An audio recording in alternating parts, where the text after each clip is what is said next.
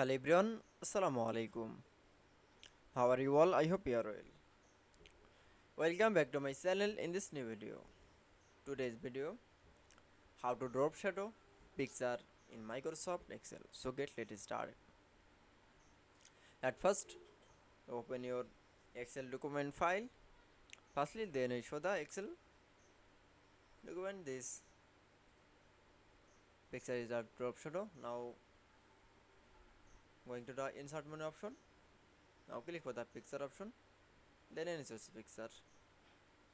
Now for insert. This picture is the drop shadow. Now for click for the picture middle. Now click for the format option. Now click for the picture style option. Then show,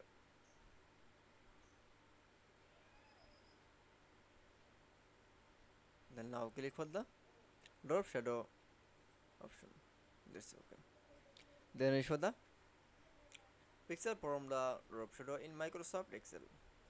I hope you enjoyed the video. Please like, comment, share and subscribe my channel. Thanks for watching.